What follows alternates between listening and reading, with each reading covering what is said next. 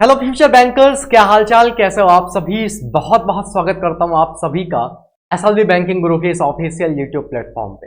आप मेरे पीछे लगे हुए इस थंबनेल को देखकर बहुत ज्यादा एक्साइटेड हो रहे होंगे और आपके मन में ये क्यूरियोसिटी बढ़ रही होगी कि सर जल्दी से मुद्दे पर आइए और बताइए कि RRB PO versus RRB clerk, क्या दोनों में फर्क है, दोनों की जॉब प्रोफाइल में।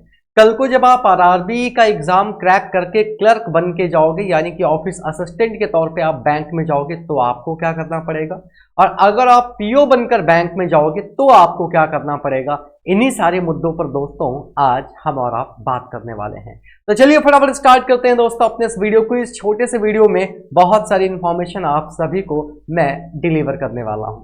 सबसे पहले कुछ खास बातें देखो, आरआरबी पीओ या पीओ की बात कर लो, चाहे आरआरबी क्लर्क की बात कर लो, आरआरबी की 80% ब्रांचेस जो हैं वो आप सबको भी पता होगा रूरल एरिया में है, ठीक है, ग्रामीण क्षेत्रों में है। और दोस्तों ग्रामीण क्षेत्रों में है तो एक जो लोगों का वहम है, एक भ्रम है कि तुम्हारी तो नौकरी गांव में लग जाएगी, तुम्हारी लाइफ स्टाइल बिगड़ जाएगी।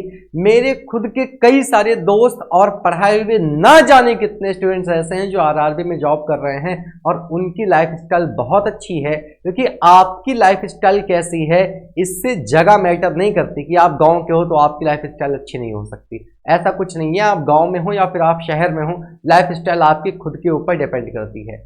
तो दोस्तों क्योंकि आरआरबी जो है वो ग्रामीण बैंक का ही नाम है, यानी कि नाम ही ग्रामीण बैंक है, इसीलिए आरआरबी की जो 80% से ज्यादा ब्रांचेस हैं वो कहाँ हैं, रूरल एरिया में है। हाँ, डिवीजन ऑफिस हो गए, रीजनल ऑफिस हो गए, ये आपके प्रॉपर सिटीज में है तो यहाँ भी नौकरी मिलती है, बट मैक्सिमम चांसेस ये रहते हैं कि आपको थोड़ा सा रूरल एरिया जो है वो मैनेज करना पड़ेगा। तो वन बाई वन एक एक करके दोनों के फर्क को समझेंगे, दोनों के फर्क को जानेंगे। सबसे पहले मैं मुद्दा उठाता हूं आरआरबी क्लर्क का। क्लर्क उठा के मैं पीओ के साथ में रिलेट करा दूंगा। जब आप एक ऑफिस असिस्टेंट के तौर पे सिलेक्ट होते हो और ऑफिस असिस्टेंट के पोस्ट पे जाकर आप बैंक में विराजमान होते हो, तो दोस्तों ऑफिस असिस्टेंट जो है ना, ये प्योरली डेस्क जॉब है और फ्रंट डेस्क जॉब है।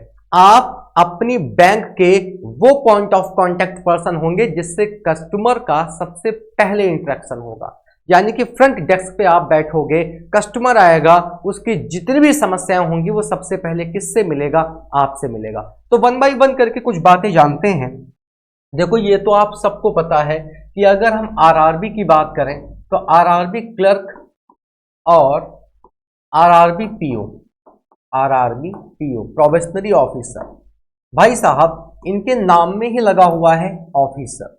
तो ऑफिसर और एक नॉर्मल पर्सन में कुछ ना कुछ तो फर्क होगा ही। अब ये फर्क क्या है, इसी फर्क को समझाने मैं आप सभी के सामने हूं। तो मेरे प्यारे दोस्तों, जब आप क्लर्क बन के जाते हो बैंक में तो एक ऑफिस असिस्टेंट का काम होता है काउंटर को मैनेज करना। जो भी काउंटर आपको दिया जाएगा उस पूरे काउंटर के मैनेजमेंट की आपकी जिम्मेदारी है। अब वो काउंटर आपका डिपॉजिट काउंटर भी हो सकता है, वो आपका विड्रॉल काउंटर भी हो सकता है, आप कह सकते हो सेल्स वाले काउंटर पे भी बैठाए जा सकते हो जहां पे सेल्स की क्वेरीज आती हैं, आप अकाउंट ओपनिंग काउंटर पे भी बैठाए जा सकते हो। जो कैश ट्रांजैक्शन या पासबुक प्रिंटिंग वाला जो डेटा नहीं होता है, जो कस्टमर जाता है बताता है भैया हमें पासबुक प्रिंट कर दो, भैया ये बता दो हमारे खाते में पैसा आया कि नहीं आया, आप इस काउंटर पे भी बैठाए जा सकते हो। तो कुल मिला के बेसिकली जिस भी काउंटर पे आप बैठोगे उस पूरे काउंटर को मैनेज करने का काम तुम्हारा। अब काउंटर मैनेज तुम कर रहे हो, जिस काउंटर पे आरआरबी क्लर्क बैठेगा वो जितने भी काम करेगा दोस्तों, उन सारे काम्स को वेरिफिकेशन कौन करेगा, तो इनको वेरीफाई करने का काम होता है पीओ को, क्योंकि वो ऑफिसर है। ऑफिसर का काम क्या होगा, अब ऐसा नहीं है कि ऑफिसर ये सारे काम नहीं करता, अभी मैं उस मुद्दे की भी बात करूंगा, बट अभी बेसिक जो काम है उसके बारे में समझो कि क्लर्कल जो भी काम करेंगे, क्लर्क का जो भी काम होगा उस किए गए काम को वेरीफाई करने का काम किसका, पीओ का। तो क्लर्क बन के जाओगे तो भाई काउंटर जो भी आपको मिलेगा अपने काउंटर को प्रॉपरली मैनेज करना। हो सकता है आपको कैश काउंटर मिल जाए, तो बहुत सारी ग्रामीण बैंक ऐसी हैं छोटे ब्रांचेस में जहां एक ही काउंटर से कैश डिपॉजिट भी होता है, उसी काउंटर से कैश विड्रॉल भी होता है। तो हो सकता है ये काम आपको एक साथ करना पड़ जाए, या फिर हो सकता है कि ये काम आपको अलग अलग करना पड़ जाए। अब जो भी आप कैश डिपॉजिट या विड्रॉल करते हो, इसको वेरीफाई करने का काम किसका होता है, इसको वेरीफाई करने का काम होता है पीओ का। इसके बाद दोस्तों चेक कोई आपके पास लेके आता है, तो आपने कभी देखा होगा, कभी बैंक गए हो, तो बैंक गए हो तो जब चेक देते हो किसको, कैशियर को, तो वो क्या करता है, वो चेक आपको साइन वाइन करके अकाउंट मैच करके आपको चेक देता है और कहता है जाओ मैडम या सर से वेरीफाई करा लो। तो वो जिसके पास भेजता है ना, वो और कोई नहीं, वो पीओ ही होता है। तो दोस्तों चेक क्लियर तो क्लर्क करेगा, कैश डिपॉजिट हो यानी कि विड्रॉल हो, ये काम तो क्लर्क करेगा, बट इसको वेरीफाई कौन करेगा, चेक वेरिफिकेशन का काम जो है वो चला जाएगा पीओ के पास। दोस्तों आपके पास कस्टमर आएगा, कहेगा अकाउंट ओपन कर दीजिए, अकाउंट ओपन का फॉर्म आप दे दोगे, सारी प्रोसेसिंग आप करा दोगे, बट उस कस्टमर को वेरीफाई कौन करेगा, वेरीफाई करने का काम होगा पीओ के पास। सारी के सारी जितने भी कैश ट्रांजैक्शंस होंगे ये करना एक कैशियर का ही काम होगा, एक क्लर्क का काम होगा, बट इन कैश ट्रांजैक्शंस को वेरीफाई करने का काम पीओ का होगा। दोस्तों पासबुक प्रिंटिंग जो है वो भी एक क्लर्कल का काम है।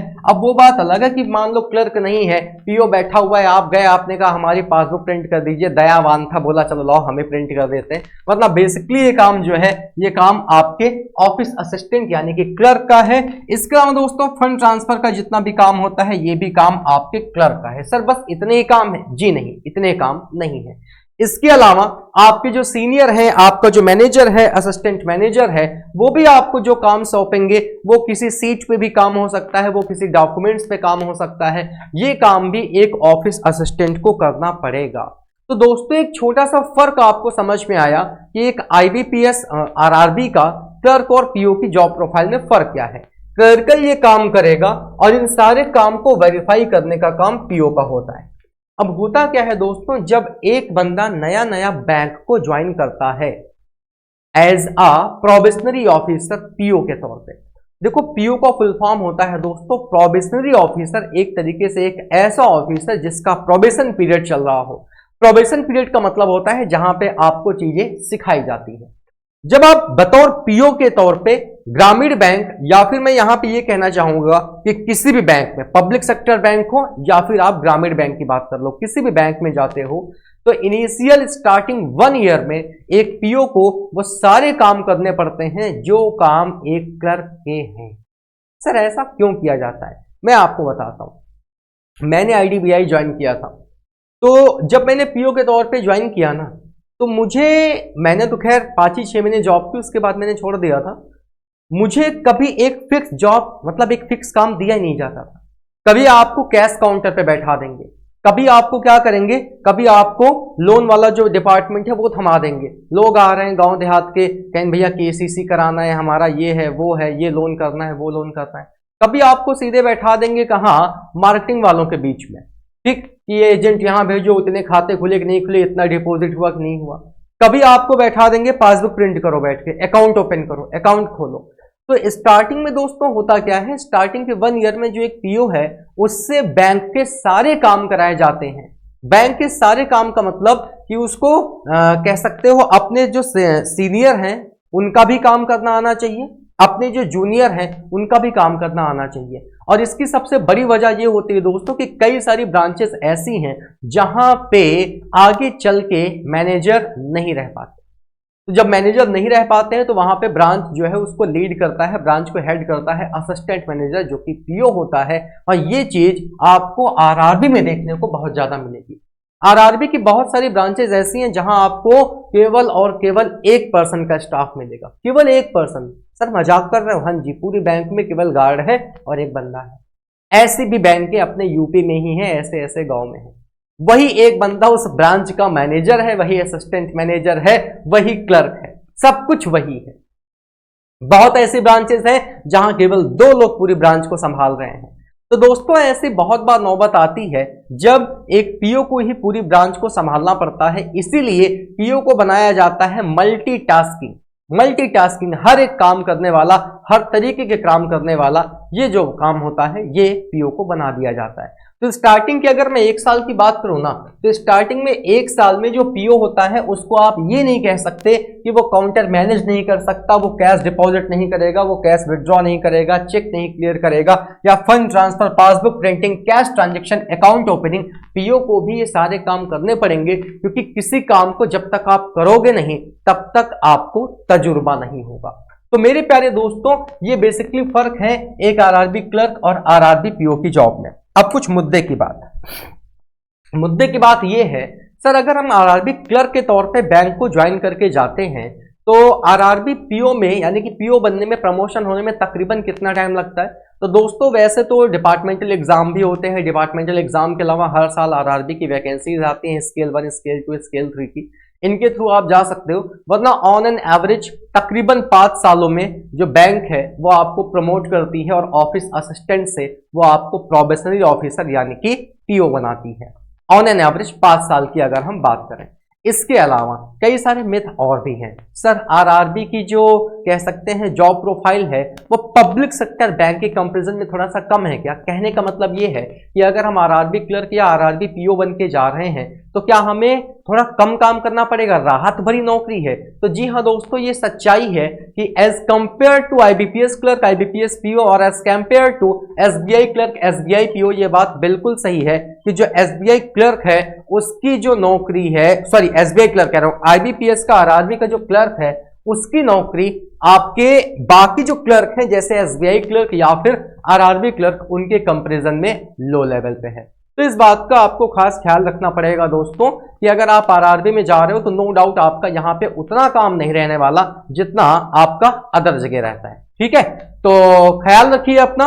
उम्मीद है कि इस छोटी सी वीडियो से आपको बहुत कुछ सीखने को मिला होगा, बहुत इंफॉर्मेटिव वीडियो आपके सामने लेकर आया हूं। वीडियो पसंद आई हो तो लाइक कर दीजिएगा, चैनल पे नए हो तो सब्सक्राइब करके बेल आइकन को प्रेस कर दीजिएगा ताकि हर एक वीडियो का प्रॉपर नोटिफिकेशन आपके पास पहुंचता रहे। तो चलिए दोस्तों, खत्म करते हैं आज के इस क्लास को। डेली रात में 9 बजे लाइव क्लास पढ़ा रहा हूं, लाइव क्लास में जुड़िए और बिंदास तरीके से अपने आरआरबी पीओ या क्लर्क के सपने को साकार करिए। Thank you so much everyone, have a great day, bye.